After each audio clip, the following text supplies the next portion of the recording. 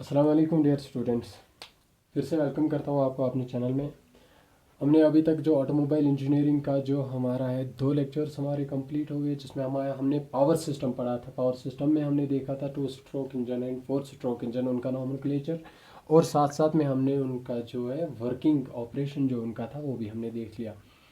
आज का जो हमारा लेक्चर होगा ये होगा फ्यूल सिस्टम पर, जो कि हमारे पास ऑटोमोबाइल इंजन्स में जो फ्यूल सिस्टम होता है वो किस प्रकार का होता है, किस टाइप का होता है। पर फ्यूल सिस्टम जो है पेट्रोल में अलग होगा और डीजल में, दैट आई मीन से गैसोलीन में अलग होगा और डीजल में अलग होगा। पर वो स्टार्ट करने से पहले मैं फिर से आप लोगों को एक बार बताना चाहता हूँ कि जिस जिस बंदे ने अभी तक चैनल को सब्सक्राइब नहीं किया है, प्लीज़ वो चैनल को सब्सक्राइब कीजिए और साथ साथ में बेल आइकन पर क्लिक कीजिए। सो बिना टाइम वेस्ट किए हुए वी विल सी हमारा जो फ्यूल सिस्टम है हमारे ऑटोमोबाइल इंजन्स में, जो हमारा फ्यूल सिस्टम है वो किस टाइप से काम करता है, उसका मैकेनिज्म क्या रहता है। पर इसमें जो जैसे कि मैंने पहले भी बताया, जो फ्यूल सिस्टम है, फ्यूल सिस्टम हमारे पास गैसोलीन इंजन्स का अलग आता है और डीजल इंजन्स का अलग आता है। तो आज जो हम स्टडी करेंगे, we will study the fuel system of a gasoline engine.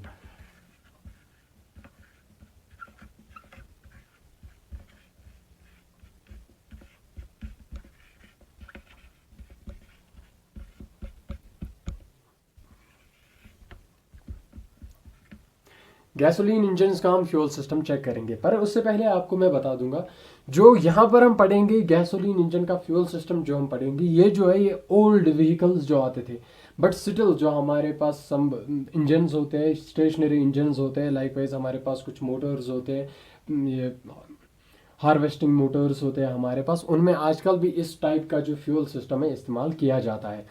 ये जो हमारे पास इनफैक्ट हमारे जो है, जो हमारे पास बाइक्स आती है, कुछ बाइक्स ऐसी है जिनमें ये इस्तेमाल होता है फ्यूल सिस्टम, जो हम आज पढ़ेंगे गैसोलीन इंजन्स का जो फ्यूल सिस्टम है। चलिए सबसे पहले हम इसकी छोटी सी एक ब्लॉक डायग्राम देखते हैं, किस टाइप से फ्यूल सिस्टम कहाँ से कहाँ तक काम करता है। सबसे पहले यहाँ पर हम लेंगे, हमारे पास होती है एक fuel tank,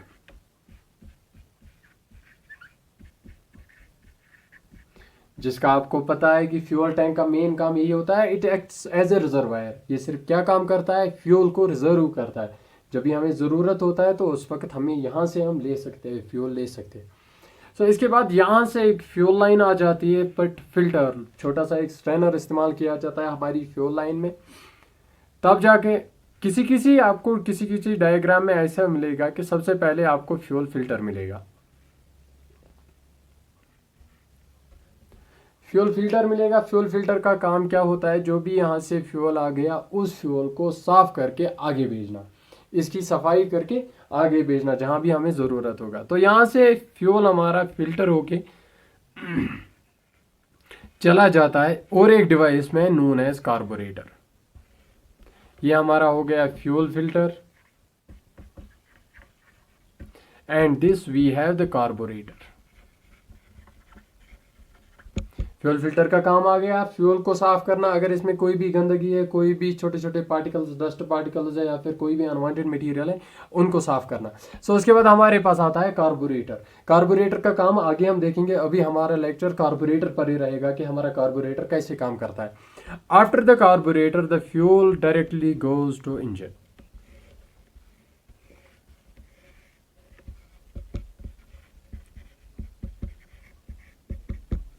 and these are known as fuel lines. ये बेसिक, इसकी जो बेसिक डायग्राम है, बेसिक ब्लॉक डायग्राम है, पर अगर आप आज के मोटर व्हीकल्स, आज के इंजन्स में, सॉरी, अगर आप आज के ऑटोमोबाइल्स में देखेंगे, गाड़ियों में देखो, बाइक्स में देखो, या फिर किसी भी और चीज़ में अगर आप देखेंगे, जो हमारे गैसोलीन का बहुत डिफरेंट है इसके बरक्स। तो चलिए आज हम देखेंगे जो हमारा यहाँ पर जो मैंने मेन बताया, इसमें जो काम है फ्यूल टैंक का, सिंपली जो काम है that is to reserve the fuel. हमारे फ्यूल फिल्टर का काम है जो फ्यूल है उसको साफ करना, और उसके बाद जो कार्बोरेटर है, कार्बोरेटर का काम यही है कि एटमाइज करे, फ्यूल को एटमाइज करे। सो आगे हम देखेंगे कैसे काम करता है। सो फिर एटमाइज करके इसको एक प्रॉपर मिक्सचर, फ्यूल और एयर का प्रॉपर मिक्सचर बना के उसको इंजन में भेजने का काम होता है हमारे कार्बोरेटर का। सो हमारा जो आज का मेन टॉपिक रहेगा that would be the simple carburettor. In fact हमारे पास जो कार्बोरेटर्स आते हैं बहुत सारे टाइप्स आते हैं उसमें से, पर उसमें से जो मेन है that is the simple carburettor, जो कि आपके सिलेबस में भी रहेगा, और उसको समझने के बाद आप बाकी भी कार्बोरेटर्स को समझ पाएंगे अच्छे से। चलिए यहाँ पर मैं एक छोटी सी डायग्राम बना लेता हूँ उसकी सिंपल कार्बोरेटर की।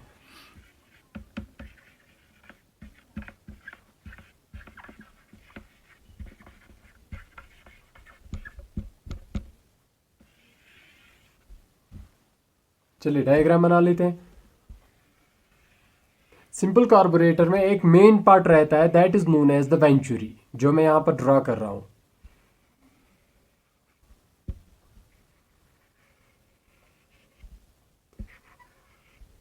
वेंचुरी का शायद आप लोगों ने काम भी पढ़ा होगा कि क्या होता है वेंचुरी का काम। और वेंचुरी के एक वाले साइड से लगा हुआ होता है एयर फिल्टर।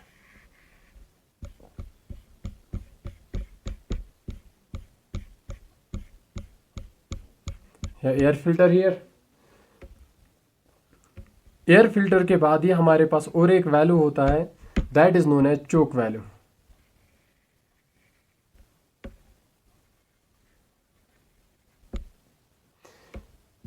चोक वैल्यू के बगैर और एक वैल्यू हमारे पास होता है that is known as throttle value.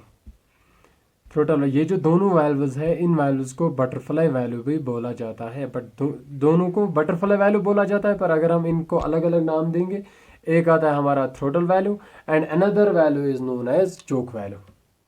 ये जो हमारा थ्रोटल वैल्यू होता है that is directly connected to accelerator pedal.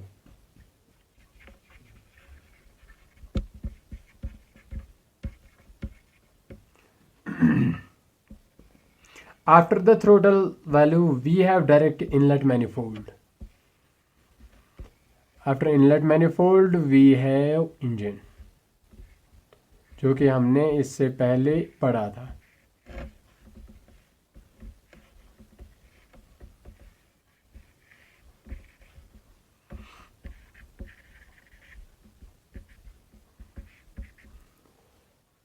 चलिए इनको नाम देते हैं, जैसे कि अभी हमने बताया इसका जो एक पार्ट रहता है that is known as venturi, and we have here choke value. और हमारे पास होता है एयर फिल्टर। इसके अलावा इतना ही नहीं है, इसके अलावा वी आर हैविंग एक और सिस्टम हमारे पास रहता है दैट इज नोन एज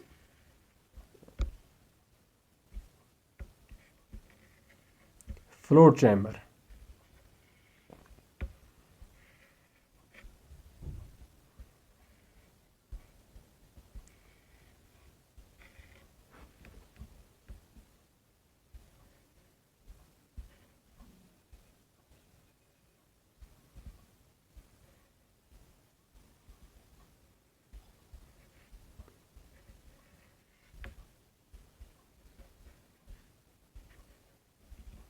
जैसे कि मैं पहले भी बता चुका हूँ कि जो डायग्राम होगी इट मे बी डिफरेंट किसी किसी जगह और एक डिफरेंट, क्योंकि सिंपल डायग्राम है। सिंपल डायग्राम डिफाइन करने के लिए बहुत सारे ऑथर्स आपको थोड़ी थोड़ी सी डिफरेंट डायग्राम दिखाएंगे, सो दैट आपको मेन पॉइंट समझ आए कि असल में काम कैसे होता है।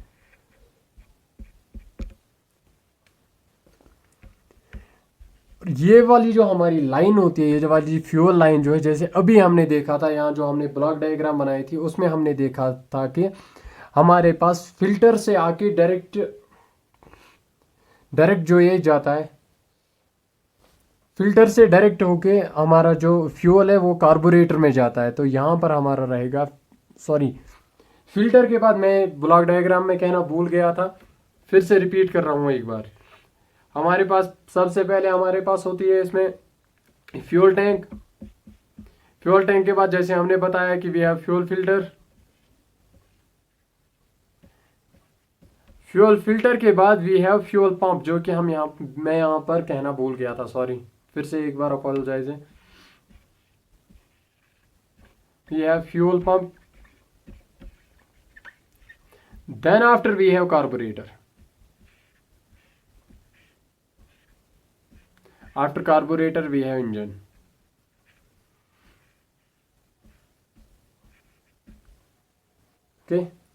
फिर से एक बार के सॉरी फॉर माई मिस्टेक, यहाँ पर गलती कर चुका था क्योंकि एक जगह मैं मिस कर गया था। फ्यूल पंप होता है इसमें और एक जो मेन कंपोनेंट रहता है फ्यूल पंप। सो यहाँ से रहेगा फ्यूल पंप। फ्यूल पंप से डायरेक्ट फ्यूल आती है इन दिस, जिसको हमने अभी नाम दिया था फ्लोट चैम्बर।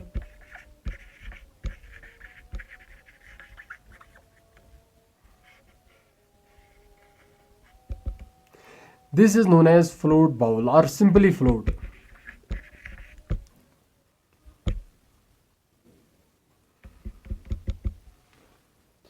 अब सिंपल से हम क्या काम करेंगे, हम देखेंगे इसकी वर्किंग कैसे होती है। एक बार फिर से मैं इसका नॉमेनक्लेचर जो है फिर से बता देता हूँ। जो हमारे पास सिंपल कार्बोरेटर होता है इसमें कौन कौन सा कंपोनेंट है। We have the venturi, we have two throttle, we have two butterfly valves, one is choke valve and another one is throttle value. और हमारे यहाँ पर वेंचुरी होती है। वेंचुरी के ऊपर जो लगा हुआ होता है एयर फिल्टर होता है। एयर फिल्टर का सिंपली जो काम होता है वो ये है कि जो भी एयर बाहर से एटमॉस्फेरिक एयर आएगा उसके सारे डस्ट पार्टिकल्स को यहीं पर हम पकड़ ले और जो प्योरीफाइड एयर होगा वो हम अंदर भेजेंगे। और वी हैव, यहाँ पर हमारे पास होता है inlet manifold and we have engine. इसके अलावा हमारे पास we have float chamber. Float chamber में क्या काम है, यहाँ पर जैसे कि हमने गैसोलीन की बात की थी तो पेट्रोल, यहाँ पर पेट्रोल आता है। पेट्रोल कहाँ से आता है, फ्यूल पंप से, थ्रू फ्यूल पंप। यहाँ से प्रेशराइज्ड जो फ्यूल आता है वो डायरेक्ट आता है फ्लोट चैम्बर में। अब चलिए देखते हैं काम कैसे होता है। सबसे पहले क्या है कि जो फ्यूल आता है थ्रू फ्यूल पंप वो डायरेक्टली आता है इन दिस चैम्बर, जो हमने फ्लोट चैम्बर की बात की थी। तो यहाँ से फ्लोट चैम्बर, यहाँ से अलग एक डायग्राम दिखाता हूँ।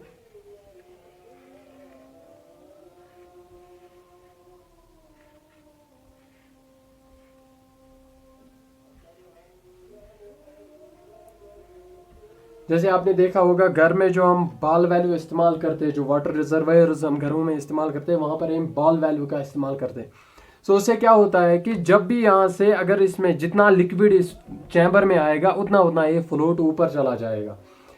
क्या होता है कि जैसे हमारे यहाँ पेट्रोल इंजन में क्या होता है कि जब पेट्रोल आता है फ्रॉम फ्यूल पंप से जब पेट्रोल आता है तो इस चैम्बर में चला जाता है।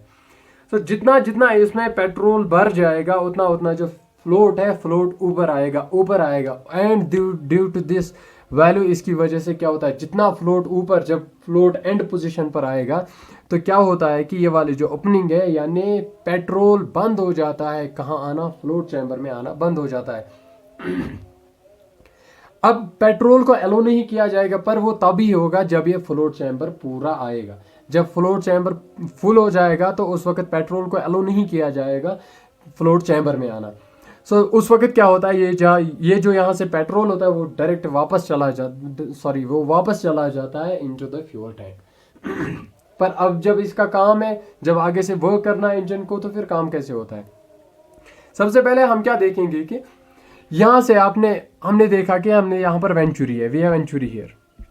और वेंचुरी का आपको पता ही होगा काम क्या होता है कि जब भी अगर बाहर से वेंचुरी किस काम आती है, वेंचुरी का जो मेन काम आता है वो क्या होता है कि किसी भी फ्लूइड का जो है उसका प्रेशर बढ़ाना। बिकॉज हमें पता है कि जो भी हमेशा चाहे डायमीटर कैसा भी रहे, डिस्चार्ज हमारा जो है वो सेम रहेगा। आपने घर में इस्तेमाल किया होगा, हम जब पाइप को आगे से प्रेस करते हैं, वाटर पाइप को आगे से प्रेस करते हैं तो उसकी जो धार होती है, पानी की धार होती है, वो ज़्यादा दूर चली जाती है।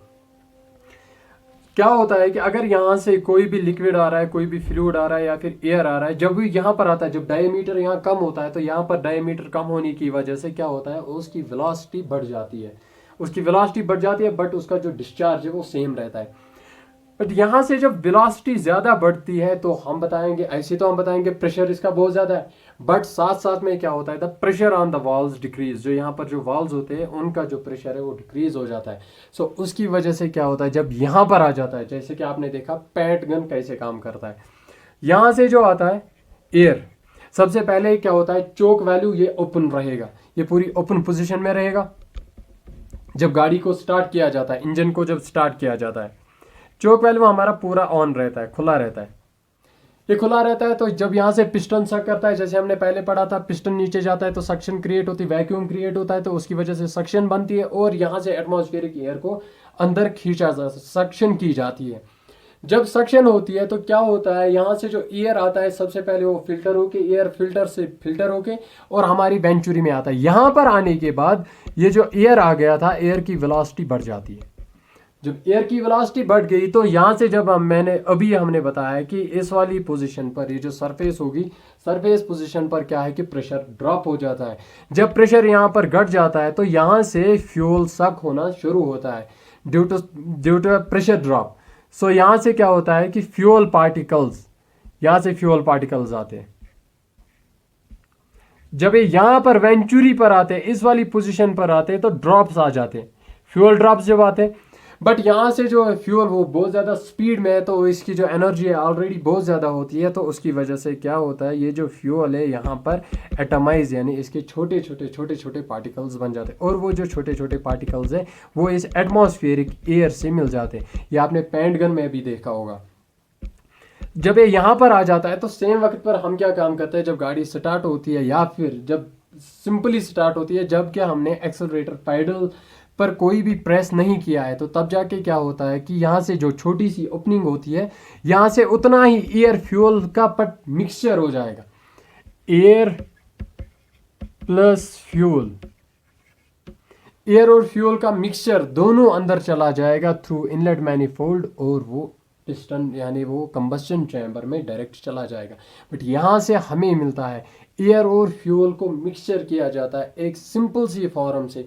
यहाँ पर क्या किया जाता है, जो यहाँ पर वेंचुरी की वजह से, जो आपने बर्नौलीज थ्योरम पढ़ी होगी तो वहाँ से आपको वेंचुरी का कंसेप्ट क्लियर हो चुका होगा।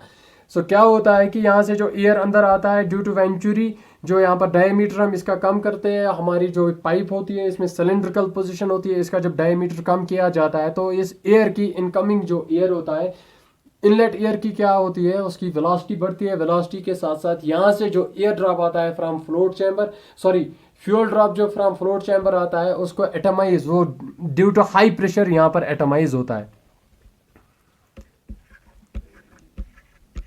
जब ये यहाँ पर एटमाइज होता है तो एयर पार्टिकल्स और फ्यूल पार्टिकल्स एक साथ मिलकर एक प्रॉपर रेशियो बनाकर जो है डायरेक्ट इंजन में चला जाता है। यहाँ से इंजन वर्किंग होती है, यहाँ से पिस्टन अपना काम कर रहा होता है, जैसे हमने फिर आगे वाले स्ट्रोक्स में जब हमने पढ़ा, जो हमने इससे पहले 4 स्ट्रोक इंजन में या फिर 2 स्ट्रोक इंजन में वर्किंग कैसे होती है। सो हमारे इनलेट मैनिफोल्ड में एयर फ्यूल मिक्सचर बन जाता है, तब जाके अंदर चला जाता है। अब यहाँ पर काम है कि जो यहाँ पर एक्सेलरेटर है, एक्सेलरेटर की वजह से कैसे हमें गाड़ी जो है तेज भागती है, इंजन कैसे स्पीड अप होता है। क्या होता है, जब हम एक्सेलरेटर पैडल को या थ्रोटल यानी एक्सेलरेटर पैडल को जब हम प्रेस करते हैं, उसकी वजह से क्या है कि थ्रोटल वैल्यू जो है वो ओपन हो जाता है। थ्रोटल वैल्यू हमारा उस वक्त जब हम इसको प्रेस करेंगे तो थ्रोटल वैल्यू इस पोजीशन में आता है। इस पोजीशन में आने की वजह से ओपनिंग ज़्यादा होगी, जितनी ज़्यादा ओपनिंग हो जाएगी उतना इसमें जो एयर फ्यूल मिक्सचर बना हुआ था, उतना जो बाहर से आ रहा है, इनलेट जो आ रहा है, इनलेट एयर जो आ रहा है, और यहाँ से उतना फ्यूल ज़्यादा जाता है थ्रू इनलेट मैनिफोल्ड और डायरेक्ट चला जाता है हमारे कंबस्टन चैम्बर में। यहाँ से जितना पिस्टन को या फिर हमारा इनलेट जो सक्शन जितनी फास्ट होगी उतना हमारा पिस्टन भी फास्ट वर्क करता है, उसको गैसेस पर काम कम करना पड़ता है, जल्दी सक्शन हो जाती है, तो उसके साथ साथ हमारा पिस्टन जो है वो फास्टली रैपिडली काम करना शुरू करता है और यहाँ से हमें मिलती है फिर fast speed with the help of this accelerator. अब यहाँ पर काम है कि हम बताते हैं ये जो हमारा चोक वैल्यू है, आपने देखा होगा जो बाइक यूज करते होंगे वो अभी भी शायद चोक का इस्तेमाल कर रहे होंगे कि सर जो हमारा चोक वैल्यू है उसका क्या काम यहाँ पर होता है। आपने देखा होगा कि जब गाड़ी ठंडी होती है, सर्दी के मौसम में क्या होता है कि गाड़ी इजीली क्रैंक नहीं हो पाती है, हमारा इंजन जो है वो क्रैंक इजीली नहीं हो पाता है। उस वक्त हमें क्या चाहिए कि हमें ज़्यादा फ्यूल चाहिए, वी नीड रिच मिक्सचर, हमें रिच मिक्सचर चाहिए। किसका, जो हमारा एयर फ्यूल मिक्सचर है वो रिच चाहिए। अगर हम एयर फ्यूल मिक्सचर देखेंगे वो 2 टाइप्स का होता है, one is rich and another is lean. Rich का मतलब होता है जिसमें फ्यूल की क्वांटिटी ज्यादा होगी एज कंपेयर टू एयर, और लीन वो हो गया जिसमें फ्यूल की क्वांटिटी ज़्यादा भी नहीं बता सकते यहाँ पर, यानी कि जो हमारा रेशियो चाहिए था, likewise we need 14:1, 14 molecules of air and 1 molecule of fuel. तो यहाँ पर रिच में क्या करते हैं, हम ये वाले मॉलिक्यूल्स जो फ्यूल मॉलिक्यूल्स वो बढ़ाते हैं, ज़्यादा फ्यूल अंदर भेजते हैं। और लीन में क्या हम करते हैं, हम क्लोज इसके आसपास रहने की कोशिश करते हैं। So that is the rich mixture. तो जब गाड़ी पूरी जब इंजन ठंडा होता है उस वक्त हमें रिच मिक्सचर चाहिए ताकि बर्निंग अच्छे से हो, गाड़ी हीट अप अच्छे से हो जाए। तो उस वक्त क्या किया जाता है, इस वाले वैल्यू को जो हमारा चोक वैल्यू है, चोक वैल्यू को हम पुल खींच लेते हैं। जब चोक वैल्यू क्लोज होता है तो कम एयर अंदर चला जाता है, एयर कम अंदर चला जाता है तो यहाँ से फ्यूल ज़्यादा आता है, और उसके साथ साथ जो यहाँ पर मिक्सिंग होने के बाद ज़्यादा फ्यूल अंदर आता है कम एयर क्वांटिटी में, कम एयर अंदर आता है। तो यहाँ से हमें फिर मिलती है वी गेट द, जब यहाँ रिच मिक्सचर ज़्यादा आता है तो गाड़ी ठंडियों में भी सर्दियों में भी इजीली स्टार्ट हो पाती है। That was the work of choke value.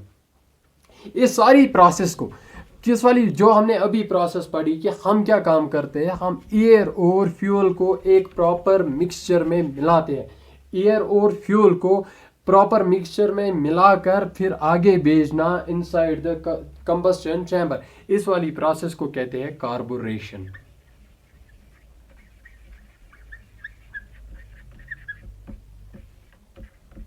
सो इसके साथ आपका जो है कार्बोरेटर का जो है टॉपिक वो खत्म होता है। उम्मीद है यहाँ पर आपको जो सिंपल कार्बोरेटर का जो मैकेनिज्म है, कार्बोरेशन कैसे होती है, एयर और फ्यूल को कैसे मिक्स किया जाता है इन गैसोलीन इंजन, आपको समझ आया होगा। अगर इसमें कोई पॉइंट रहता है तो कमेंट कीजिए। पर इससे पहले मैंने पिछले लेक्चर में आप लोगों को एक क्वेश्चन दिया था, हमने बताया था कि आप बताइए कौन सा ज़्यादा एफिशिएंट होता है। किसी ने बताया था 4 स्ट्रोक इंजन होता है। चलिए फिर से और थोड़ा सा आसान कर देता हूँ इस क्वेश्चन को, पर मुझे लगता है you guys are not interested in these lectures. तो उससे मुझे लगता है क्योंकि आपकी ना कोई कमेंट आती है ना ही आप उस पर जो है ध्यान देते हो कि जो भी क्वेश्चन आया था क्यों आया था और वहाँ पर क्या। फिर से मैं आप लोगों को एक बार सिंपलीफाई वो वाला क्वेश्चन कर देता हूँ जो हमने 4 स्ट्रोक देखा था और हमारे पास था 2 स्ट्रोक।